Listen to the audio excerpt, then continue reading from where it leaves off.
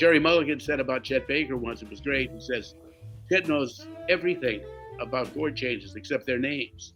My guest today is the great Bob Mover, a virtuosic saxophonist who has performed and recorded with some of the greats like Chet Baker, Charles Mingus, Lee Konitz, and countless others. I met Bob back in 2005 when I was fixing saxophones on 48th Street in New York City, and I was fortunate enough to get to learn a lot from Bob back then. The full version of our very interesting conversation can be found on the BetterSax podcast, available wherever you get your podcasts. There's a link in the description. In this excerpt selected for YouTube, Bob explains to us his house of harmony. It's his metaphor for understanding jazz harmony in a remarkably simple way. I remember when Bob first explained this to me and made a diagram on a sheet of paper, several pieces of the harmony puzzle fell into place for me. Stuff I had been studying for years at music school and in books suddenly was easy to understand. Any student of jazz improvisation will benefit greatly from what you're about to hear. And when you're ready to learn more from Bob Mover, I strongly suggest you check out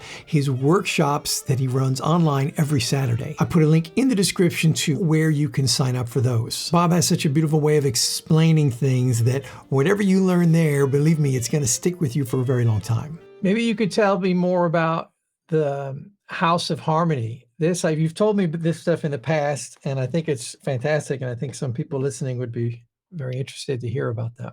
Well, without drawing it for you, but I could, in other words, like there is a system of harmony being a finite thing.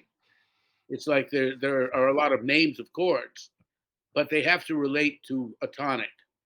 That's why it's called tonal music.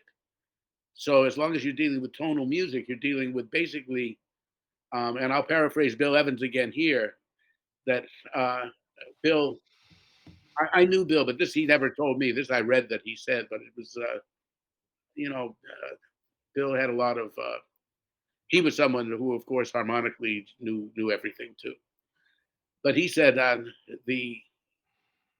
song is a story about a tonic and expanding away from the tonic or contracting toward the tonic.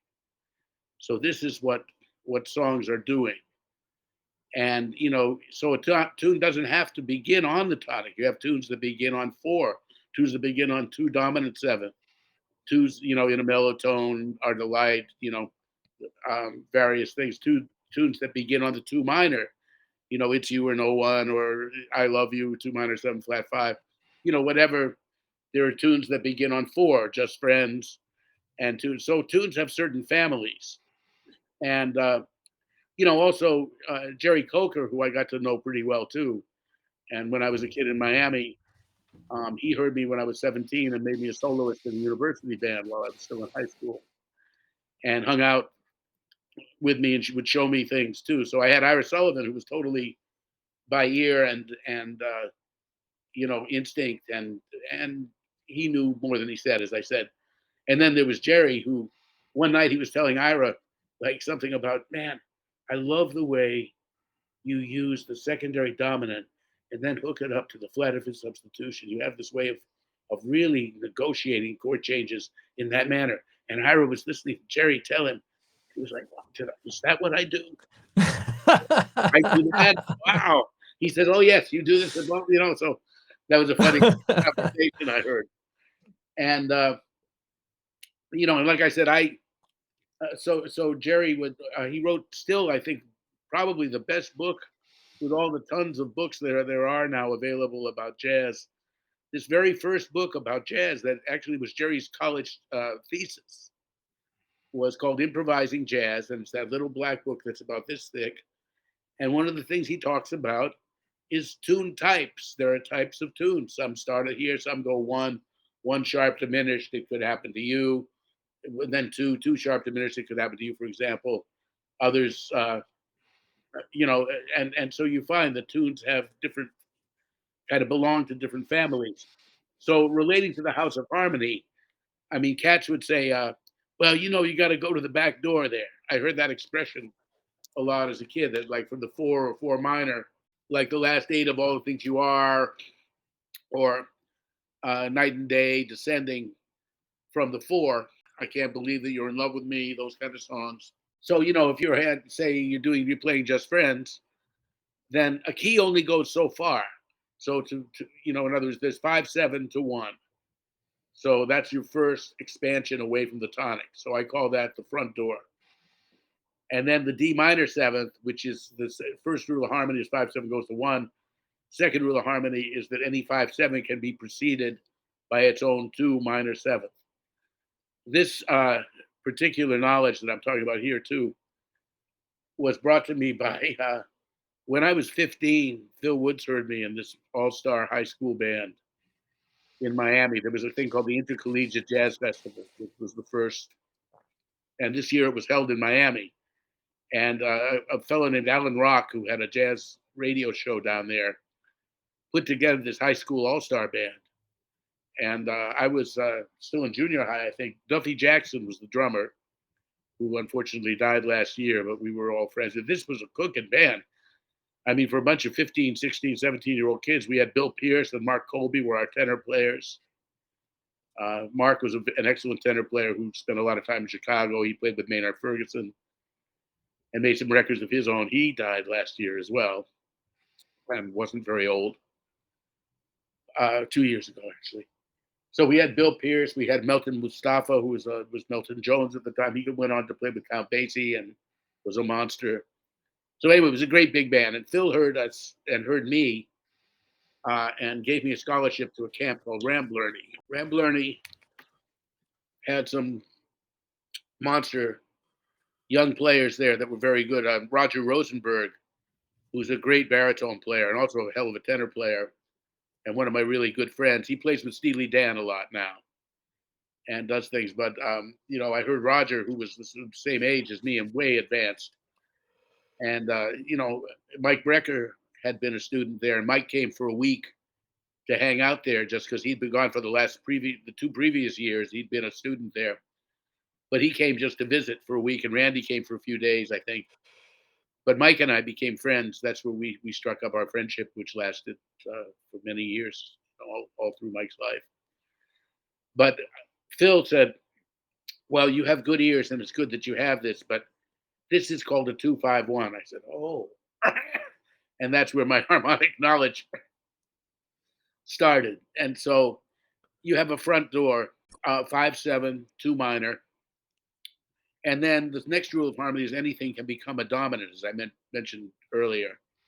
So then if you take the 2 minor, if you're in C, for example, you take D minor 7th and you turn it into D 7th, well, then it's functioning as a 5/7 of 5. And that's the other thing that Bill said something about, that they call it functional harmony because every chord can have a function. And so the idea is, so the function of the 5/7 is to go to 1. The function of 2 is to prepare the 5/7, and then that's your front door. Then there's a little alcove. If you keep counting up 5 more, the 2, in other words, if you're on D, then A is our next place, and diatonically, its identity is A minor 7th, so that functions as the relative minor. It also functions as the 2 minor 7 that precedes the secondary dominant that prepares that. Now, if you turn that to a dominant, that gives you your second secondary dominant, which is 5/7 of 2. So A7 becomes 5/7 of 2. Now I call that the living room. And then if you put the 2 of that in, E minor 7th, that would be the other part of your living room or living area. You've got your kitchen, your bedroom, and all this. You've got your front door with D minor with 2-5-1. Then you have your living area with your E minor A7th or your 3 and your 6. E can become a dominant, and that's your 5/7 of your relative minor, or 5/7 of the other secondary dominant, which you might say you call it a tertiary or third dominant. And then you got, some Sweet George Brown kind of thing, and cycling like that. And then of course, then you have a back door, which if you go back one more from the 3, you have the 7, which in other words, if you're in the key of C, if you were thinking this way from E7th, your next place to go would be E, F, G, A, B. So B is the 7th of C. So you have B minor 7 flat 5, which leads you to the E7th. It prepares that. which goes to the A, or you turn that into a dominant, and it becomes 5/7 of the 6. I'm sorry, of the Oh, the 3, third, yeah. of the 3, sorry. And then you get down there. If you want to put the 2 chord before that, you've got to go to F sharp, because that would be your F sharp to B. So that's your first non-diatonic note, and it happens to be a flatted fifth away or from the tonic. So that's backdoor number 1. Um, that also backdoor number 2, because there's 2 of them, would, if you turn the tonic into a dominant, then it's like having an escalator or one of those things at the airport that if you don't want to walk with your bags, you've got to go. It's flat on the ground, and it sort of whizzes you right up to 4. Like in the blues, you go from the 1/7, you turn 1 into a dominant, and that brings you right to the back door to 4. So 4, when you're on 4 major or 4/7, even, you can be turned into 4 dominant 7, and then that can make a movement into flat 7/7 or 4 minor. So the F can become F minor 7th or F minor 6th, and then that can become B flat 7th, which is sort of, so then it's still 7, but it's flat 7. And so it's natural 4. You can combine the back doors and have the sharp 4, the F sharp half diminished, going to the F minor, and then going 3, 6, 2, 5, 1. So a classical musician friend told me once that she was taught in Juilliard or Manhattan, one of the better music schools, that Bach's phone number was 4736451. And so then I thought, well, Bird's phone number and the phone number of Tin Pan Alley as well, and all the great American songs are all relating to 4736251. And so that's how the house kind of got born. I said, well, so you've got the back door, you've got the living area, and you've got the front door, and you've got home. Now, if you go, now that still only gives you 7 keys, 7 notes. What about the rest of the notes? Well, the beautiful thing is every key has another house of harmony, which is a flatted fifth away from that. And that is interesting because every key is missing 5 notes. And so where are these 5 notes? How do you find them? They're chromatic notes. Oh, if you look at the key of C and the key of G flat or F sharp, whatever you want to think of it, the notes that are not in C are all found there. If you look at the key of F, where are those missing notes? They're in the key of B. You look at B flat, those notes are in the key of E. So then I thought it was like there are 2 houses that kind of live next door to each other. And imagine if you and I live next door and you have the same lamp as I have, and you have the same living room table and the same dining room set. We have the same sets of dishes. The only thing is mine is orange and yours is green. So, I say, hey, Jay, I'm having a party tonight, and I'm really tired of my orange lamp. Do you think I could borrow your green lamp? Because I'm inviting somebody over who really likes green, whatever, you're thinking, sure, man, take my that. And you say, yeah, I like, your refrigerator has an ice machine. Mine doesn't. Oh, sure, take it, man, for the night, So that's what these friendly keys, there are these twins, actually, is the other way you can think of it. These twin houses that live next door to each other, and they freely borrow from each other.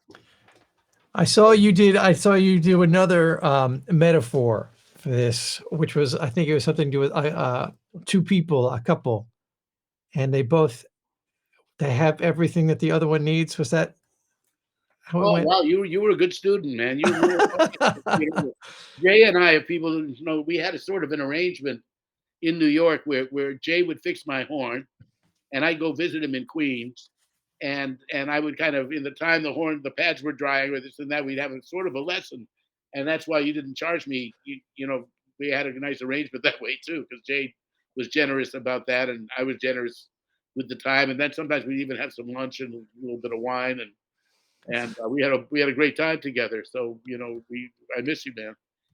But Yeah, those were the days, man. yeah, but you were a very good student, and he could play real well, and also he kind of actually did the stuff I'd suggest. You actually worked on that stuff. So the question, yeah, the thing was, I used to say it's sort of like people. You find that key of flat fifth away, your twin key or your soulmate key or your parallel universe, as a friend of mine Oh, said. that's another one. Yeah, I was given a cat lesson one day, and he said Bob Albany is a great piano player. I don't know if I was giving him a lesson. But we were hanging out, and I was explaining this idea. So Bob said, "It's kind of like a parallel universe. It's like like people that have."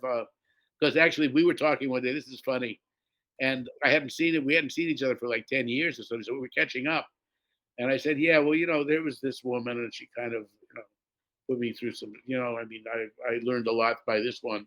Oh man, I had a woman that did that to me too, and what I got out of it was this. I said, well, it's very similar to what I got out of it. Where was yours? I said, well, this situation happened in Boston. He said, oh, mine was in Hawaii. I said, but we had like almost at the same point in our histories been going through these similar situations, and then it was a kind of there were a couple of coincidences like that in life that we had. So parallel realities. So it's sort of like there's a parallel universe, and we look for in relationships, whether it's you know um, between the sexes or friends, you look for commonalities and differences, and you find you're missing a certain part of your personality, and what is a friend? A friend kind of fills in parts that that you weren't so sure about in yourself. This person is very sure of that. Oh, gee, I like that person. I think we could be friends because they have this and I don't. And other times you both have something too. So yeah, I have a tonic. Yeah, me too. I mean, it says G flat. You know what I mean? And gee, I have this secondary dominant that's chromatic away from you. And oh, gee, my 5/7 is the key of D flat, the key of G flat, says to the key of C. Oh, my 5/7 is D flat, and he says, oh, that's just a half step away from my tonic. I see, you know what I mean, and there's these kind of interaction that goes on, and so that's where the house idea came from. You know? Yeah. Yeah, I love it. It's all really good stuff. Um, so you've got the Lower Manhattan studio, Lower music store, Manhattan Music Studio. music studio, Lower Manhattan Music Studio.com. And this is every Saturday afternoon. There's these online classes where you're talking about this sort of stuff. And, just it kind of goes on. I know with you, it's like it's endless. Like if we just get you going, we could just go on and on and on. So for anyone who wants more from Bob Mover, that's where you can get it. And believe me, this is an endless fountain. One thing I'm really impressed with, Bob, is that you never even hesitate with someone's name. You recall everyone's name like instantly in all these stories. I mean, you've mentioned I don't know how dozens of people in our conversation. If I were to do that, I'd have to be like, wait, what was that? Half the time.